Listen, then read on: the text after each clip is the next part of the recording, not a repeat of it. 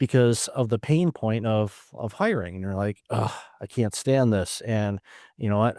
Let's do something about it. So a lot of people, unfortunately, a lot of people will just complain and moan and then continue using whatever ATS system or whatever they happen to be doing to hire people. But as we kind of jokingly said at the very beginning of our conversation today, and not, in the pre-show, um, action takers. You decided, "All right, That's right. we need to do something about this. What can we do about this?" And you dived in, and it ties into what we talked about a bit too. Because you've had other business ventures and leadership opportunities in the past and all of that. Your tool belt is filled with all kinds of different things that you can leverage when obviously when you're building out this organization. So walk us through again without giving away trade secrets or anything like that. The exercise of, all right, let's build Truffle for this, and Yep. what tools do we have available now? And as I know and when you started building this out to the tools that are available today, especially in the AI space, Yeah. if you wait a minute, something else is going to come out that might be better. And again, that's where that fear of missing out can bite you in the backside. So you got to be careful. You got to like, no, this is my dance partner. I'm going to work with this. If we find out later on this works better, then we can segue. But if we just constantly switch tools, we're not going to get anything built. So walk us through those early days, and then we can segue into kind of your leadership background, things that you've seen and experiences that you've had in your career. Yeah, absolutely. No, that's great. So, when we think about sort of the birth of Truffle, right, and how we got our start, right, we started with this challenge of one of the previous businesses that I was a part of, very early employee, right, and helped to grow, and then we actually exited that business, right. We grew from when I joined $1 million to $40 million, from 7 people to 150 people, right. So we had a great experience there. And I say part of that organization through the acquisition, which we can talk a little bit more about. But one of the things that, really made that organization successful was the people and the hires, right? And we said, okay, if we were to do this over again, how would we hire those people? Do we have the tools available to us today to hire them? We didn't. So that was sort of the genesis, right? Is how do we find those same sort of hires over again? Those people who punch above their weight, right? Who were just ultimately aligned with our vision and our values, right? And we knew what a poor hire looked like as well, right? And so how do we avoid some of those mistakes in the future? And that's sort of where it started, right? And then so we started to think about, okay, what would a solution look like? And we bounced around a fair amount, right? I don't know, maybe this will be part of Truffle in the future, but I don't know whether you've seen Gong, right? The sales tool, right? We said, well, is there a Gong for HR, right? That would sit over an interview and sort of, give you some AI suggestions. We said, well, that's interesting, but maybe that's not the one, right? We sort of play with that a little bit, and we ultimately landed on what Truffle is today. And it's actually taken, several iterations since, but we really went back to sort of that lean startup methodology, right? And we started there, and we built a lean canvas in the beginning, and we started to sort of test those and speak with, some customers before we even had a product. And really funny story, one of our very first customers who used an insanely basic version of Truffle, right, which at the time actually didn't have any AI sort of scoring built in. They emailed us back yesterday and they said, "Hey, we want to come back. We use Truffle again," right? And so I'm really excited to see what they think about it now, right? Where it's taken, massive leaps forward. So that's where we started. We went back to the lean methodology and we said, okay, how do we solve this problem? What does that look like? Who are we solving it for? And this is where we really dialed into our areas of expertise, which was working with small businesses and founders. And, is there a market there that is being underserved today, which we really believe, there's not a great solution, right? And then how do we partner that with AI, right? And the sort of advancements that are coming there. And, we've worked pretty rapidly, leveraging a lot of AI ourselves, right? We don't have a designer on staff, for instance. We leverage Claude and ChatGPT and some of the other LLMs to help us in that direction. And I think we've done something that's pretty amazing, given that, it's somebody that we don't have on staff. And so, we've, and then we are wholly focused in working side by side with our customers, right? To help drive the future development. And that is something that, I've certainly part of my toolbox, right? And I'm a big believer in that, in that sort of product like growth motion and staying very close to our customers and taking our future cues from them. And that has been absolutely instrumental in getting us to where we are today, right? Is really partnering with those customers as we build. So basically, you're using Gemba for a lean technology. You're going where the work is, and That's right. you're spending time with the clients and actually sitting with them and learning their workflows. Not, and again, it's an opportunity because you can say, we've seen other organizations do it this way, which helps them because unfortunately, many organizations operate in silos and they don't know what, their competition or their colleagues in the industry might be doing something that could make things easier because we don't communicate with other organizations as much as we should, even the competition, because, well, they could take our share. It's like, no, if you guys are really good, you're going to expand market share for both of you. You're all going to win. But that's not necessarily the competitive mentality in a lot of industries.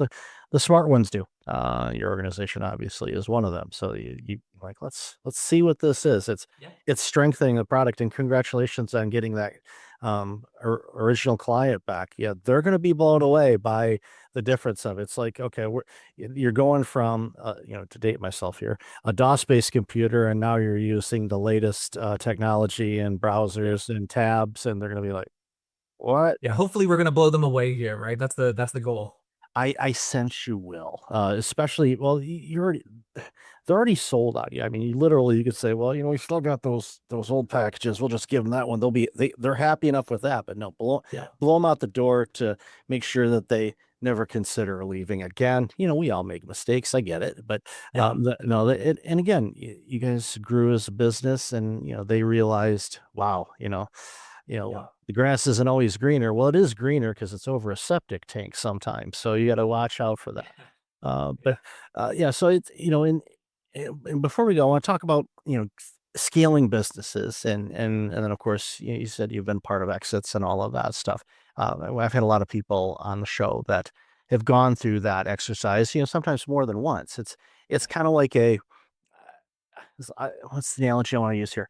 A lot of times it's like school in a way. It's like, okay, well, I've graduated from this grade. Okay, now I'm doing the next grade, but very similar exercise. You go through, do the assignments, pass the exam, you get the grade, yay, and then you go. And it's kind of similar in that where you build an organization, you build it, you get to the point where there's interest in it, or you just like, I want to do something different, and then you exit away. So what's some of the tips you could give, a small entrepreneur that's built something that's doing well, but they want to, they want to grow it with the ultimate goal to sell it. What are some tips that may not be as commonly known, Yeah. as you can find out there that worked for you to help you, especially, scaling from a small organization to thousands of employees, Yeah.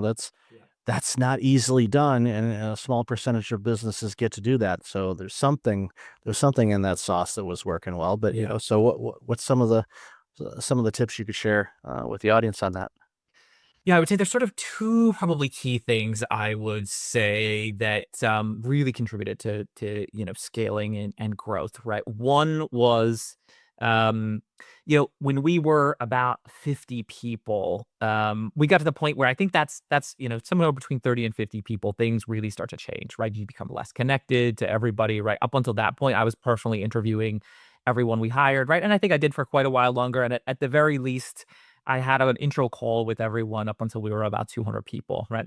But then it changes again, right? But at that about 50 person, right, your processes start to evolve in a different way, right? Some of the things that you did before just aren't going to work. They're not going to scale, right? We had a couple thousand customers at that point, and so customer support was very different. But we still didn't have great, internal knowledge base, right? And so that needed to happen, and we had a phenomenal leadership team, but staying aligned became more and more challenging, right? As there was just more people and they were working, right? And so, it's how did we unlock that was really key to our growth. And we turned to a tool, right? So we used EOS, the entrepreneurial operating system, and we had a coach come into the business and work with us, right? And so I sort of led that initiative and actually brought that to some of the businesses that we were acquired by over time. But that was a really key unlock for us, right? Is we have, this structured L10 weekly leadership meeting, right? Which we run today at Truffle as well, right? And it allowed us to speak the same language, right? As a leadership team, as well as the rest of the organization, right? And we really, at that point, solidified our values as well, right? We had these sort of implicit values previously, but getting those out on paper, digital paper, right? So I don't know whether we actually ever printed them because we were a remote organization, but and then making sure that we sat with those for a little while, right? Amazingly, in a 1-day session, we aligned on them as a team, but then there was some nuance to it, right? Which we took a little bit of time, and then we brought them out to the organization and we said, hey, we want you to be a part of the sort of finalization of these, right? This is the leadership vision, but we want you to have a part in this. And I think between bringing the EOS, to the team, right? These weekly meetings, right? And the goal was not more meetings; it was less meetings. It was, but let's make the most impactful. And there's a whole structure around EOS as well. And then the values I think were really, really important. And then, not to sound cliche here, right? But hiring, right? It is the most important thing you can do. And we over-index on our hiring, sometimes maybe to our detriment, right? But we spent a lot of time, right? And we used the Who methodology for hiring, right? Which was phenomenal, right? It was sort of very deep dives on individuals, right? And then really sort of matching their own personal ratings of themselves, right? And then speaking with prior managers or colleagues, right? So we spent a lot of time in that process. But I think that's one of the things that helped lead us to finding the best possible people out there, right? By having this sort of structured process. And that was something that we bring to Truffle today, right? Is a lot of those sort of similar questions which we developed during that period of time, right? You'll find in the Truffle templates today, and how those are, the data science that we've brought to score those questions and match the things, right? Based off of much of this hiring that we did over that period of time. So I would say, find some sort of operating model if you're starting to scale, right? There are many different ones out there, OKRs, EOS, right? Those sort of things. It doesn't have to be full-fledged, but get something in place. Not too heavy, right? Make it as light as you can. And then, figure out some sort of methodology for hiring and tweak it based on, the role, right? Some you may need less of it, right? Some you may need more of it, right? This is where using the Truffle, for a section of it, right? But then having your own process afterwards could be really, really helpful. Yeah, it's all about systems. And adapting accordingly, and knowing the DNA of your organization, and what you want the organization to be, how you want it to serve the people that you work with and Yeah. work for, and and talk about that. And in those meetings, just okay, yeah, you have the agenda, you've got the bullet points to go through and all of that. It's important. Checklists are really, really good. I'm a big fan of checklists. Otherwise, I'll be like, what am I doing today? But what am I doing now? Yeah, but but it's important, and it's what happens is when you create this environment like you have, it allows it to scale. And the reason why is because you've been methodical in putting in the ingredients in the right order, and adjusting as you need to, and understanding that it's a marathon and not a sprint. But sometimes you run into situations where an organization like yours, would not shock me in the least bit if someone reaches out to you at some point and goes, "Yeah, we need that as part of our system." One of the big boys, Yep. and they go, "Here's a bag full of loonies and toonies. Let's go." And you're gonna be like, "It's gonna cost more than a bag." We Yeah. need Yeah. we need the Brinks truck backed up Bring the with truck. Yeah. bags and bags of those, and preferably, could you go with, the coins? They're kinda heavy. Bills are Yeah. much lighter, or, um, you know, use Interact. We'll figure. That's right. Yeah. Yeah, it all works out. So, Sean, I've loved this conversation. Where can people find out more about you and all this amazing work you're doing?